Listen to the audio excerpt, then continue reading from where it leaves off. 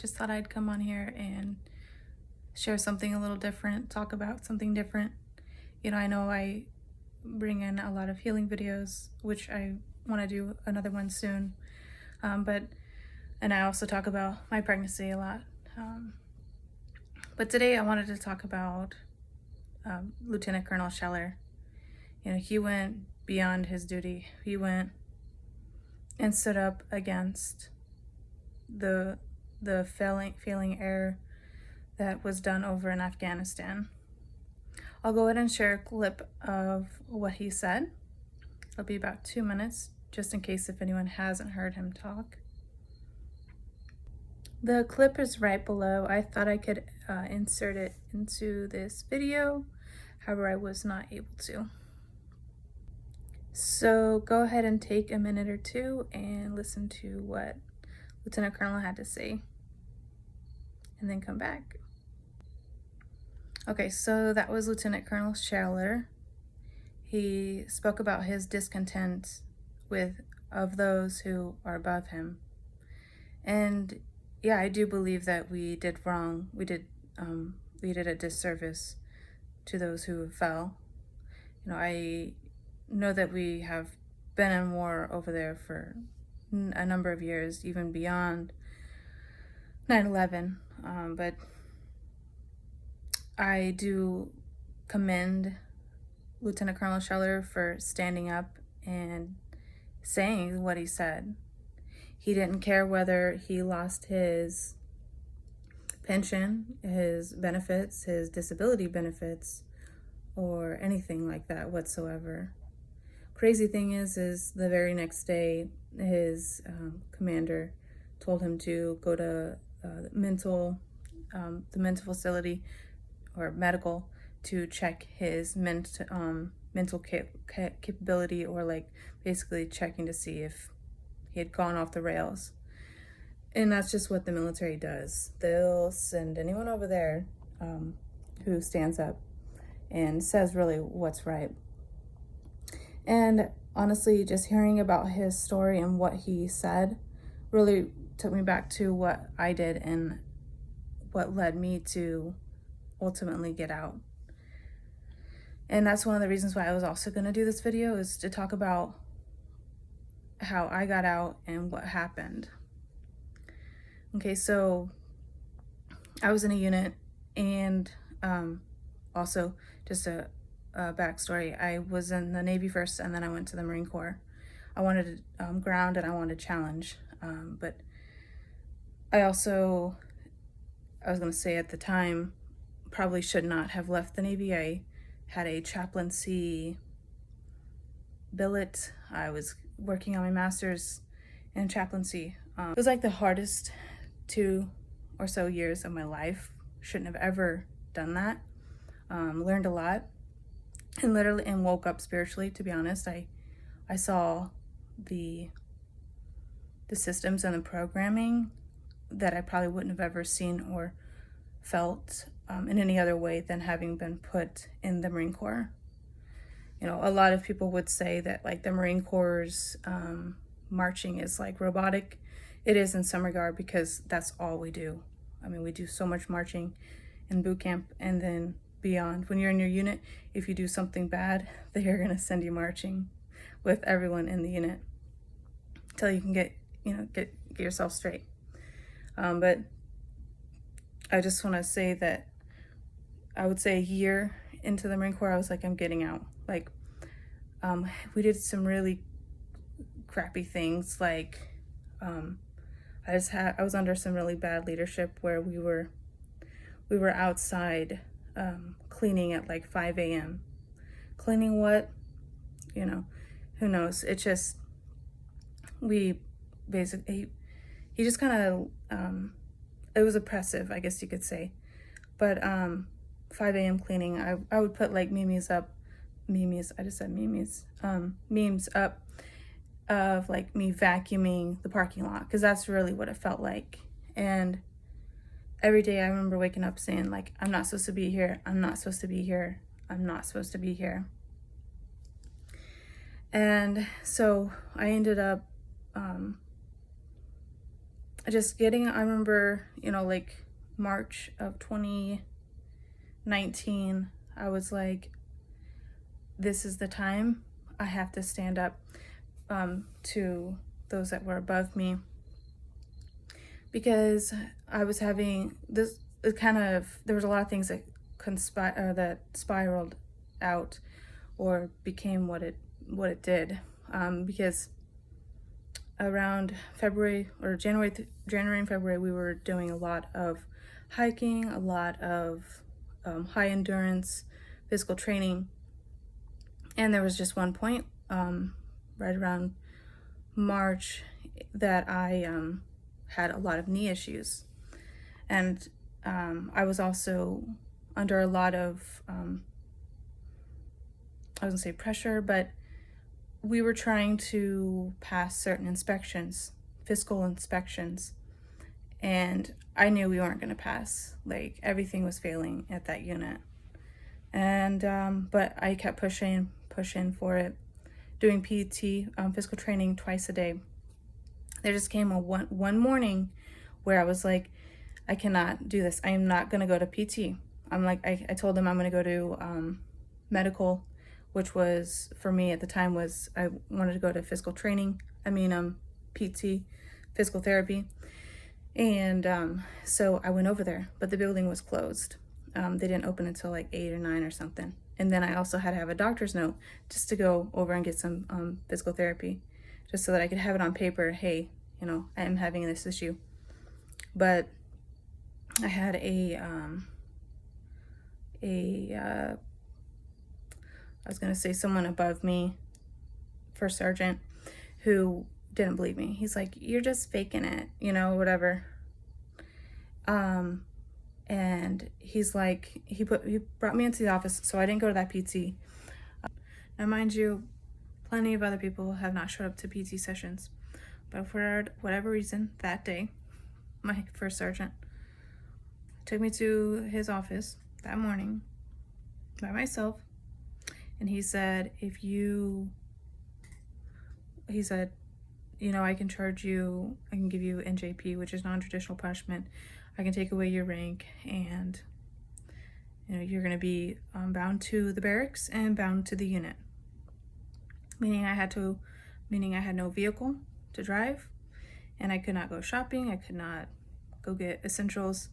I had to strictly move by foot, That was really difficult, but I basically told him that morning, if he takes away my rank and he gives me NJP for missing a PT session, when I told him so many other people have missed PT sessions, why all of a sudden today do you want to charge me with non-traditional punishment for missing a PT session? He's like, well. And I named some people who were not PT. I then began to go to the next PTs or whatever and name off, hey, he wasn't there, she wasn't there, but you want to give me non-traditional punishment? Tight. I'm going to leave your system. And I told him that. I said that morning, I was like, if you do that, I have to go. Like, I cannot do this anymore. You have oppressed me. You have suppressed my abilities. You have put me in a box, and I'm not going any further with your little system or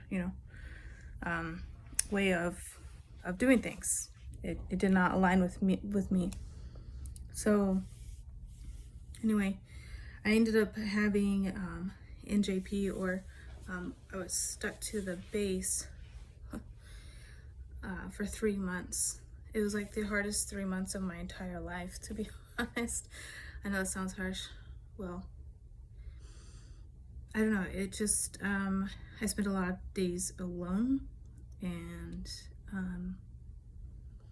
I spent that time getting ready to get out of the military. A lot of people don't know the stuff that I went through.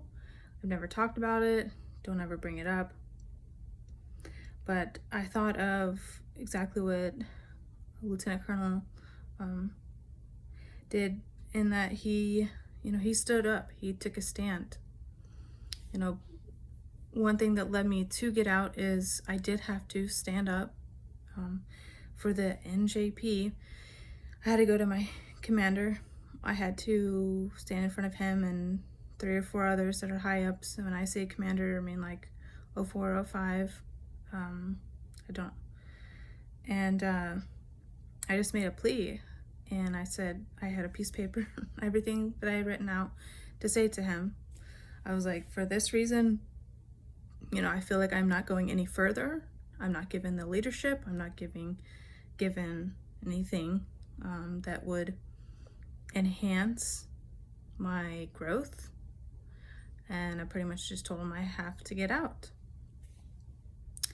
And so whenever I did that, you know, he wasn't happy. I ended up, I was told that I like did that like as a savage. I mean, I was a savage. Some other of my peers, they had to be present just as a witness, and they probably weren't expecting that either, but I had to do what I had to do. And then that day I had to go to another room, and I got interrogated or pressured and told, oh, you're not going to amount to anything, you're not going to be able to find a job, no one's going to hire you, blah, blah, blah, blah, blah, just to put fear in me so that I somehow fall to their system and stay in. I was like, at that point, I had already made that decision, like probably a few weeks prior to standing in front of that commander. Was not going to stay.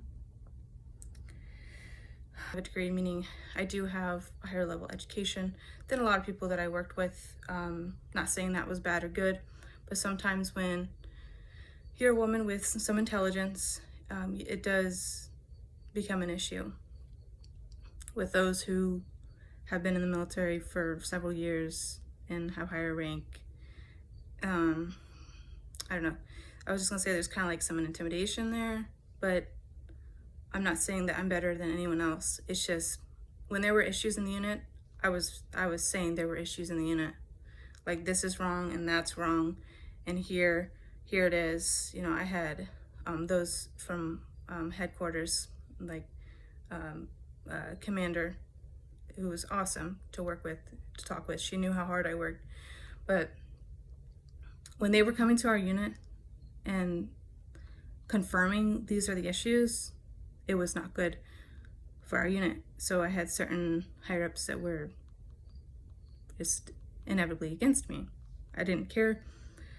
I mean, I had to stand my ground. So I personally felt like I was being pushed down and pushed down and pushed down, knowing that I was fully capable of a lot more. Mind you, like, I was putting artwork up in this battalion. I was helping. I was on one of the committees to help make the unit better. I was providing input and everything. But it just was never enough, to be honest. And so from that day forward, I was like, you know, that's it. And so I went on several months, not really wanting to be there. And I had so many people ask me questions, people from the whole unit. They're like, why are you doing this? Or what is it that you're gonna do after you leave? You know, are you afraid to leave? It's like, no, I made the decision and I'm out of here. And those were like the hardest years of my life. I know it sounds crazy, but when you walk into a place and you know that everyone is like staring at you, knowing that you have made a decision that is far different than what they have done, or that they have never stood up and said no more, then you just kind of become like a spectacle. Cool thing is though, since I left late in 2019, I have had quite a few people from that unit contact me. You know, and people say, if you ever need a letter of recommendation, please ask me, you know. That's that. And I do want to say, one of the reasons why I do bring this up is because, yes, I am pregnant, and yes, I am having this rare pregnancy. If I had ever had this pregnancy in the military, or had got, you know, it would not have been good for me. You know, I say that because anything that's out of ordinary, they send you to the mental ward, or whatever that's called, mental facility. You know, I couldn't have imagined trying to explain this pregnancy to anyone higher up than me. I didn't even know I would have this sort of pregnancy before I got pregnant, you know. I mean, I was a nanny, I was a babysitter, like, I was to say, since I was like 12 years old. And I was gonna say, like, I mean, it didn't really become a job until I was 15 or whatever, but I have a brother who's 9 years younger, so I helped with him. But I don't know, I commend Lieutenant Colonel Scheller for everything that he did and he continues to do, and he's not giving up the fight. And I do believe that if we see something is wrong, we have got to take a stand. We cannot let even what is occurring here and now be something that we just wash away. There's certain things that we have to stand up to. You know, I do like that the Marine Corps and the Army are not requiring the jab. But I know the other branches are. I just say that to say that, like, I wish we weren't having to come against this dark agenda that's been at play and that continues to be at play. I mean, you can see the people behind this, the making of it, have been on the stands. I mean, I was watching Dr. F, which you guys can figure that out, on the stands probably a month ago. And he's like, it's not a gain of function, it's not a gain of function. Yeah, right, it was. And, you know, there's this, I'm thankful that the people are standing up. You know, they don't want to have your children wear this at school, which is phenomenal. Honestly, if my children were like 5 or 6, you know, going into kindergarten or first grade, I would say, you know, they're going to be taught at home, just, you know, during this time, because there's way too much going on. I mean, if I see, I saw a teacher in California say how he teaches Antifa, and he gives extra credit for those who show up to rallies and cause uproar. And I also have seen, I also saw his classroom where he has like a communist China flag in it, and he just openly teaches that Antifa and BLM and all that are perfectly well and great for our nation. She's so lost. I mean, BLM in itself has created so much division, and those behind it. I mean, there's a black woman like living in a mansion, and you know, the people within that organization stood up and said, hey, this is what she's done with our money. Like, seriously, there's so much unrest and so much division. I mean, I'm thankful that these things are coming to the surface to be removed, but honestly, it's a very hard road that we're on right now as a nation, as, you know, as we try and keep our nation, you know, from unjust tyranny, you know. But anyway, that's all I've got. Talk to you later. Thanks for watching.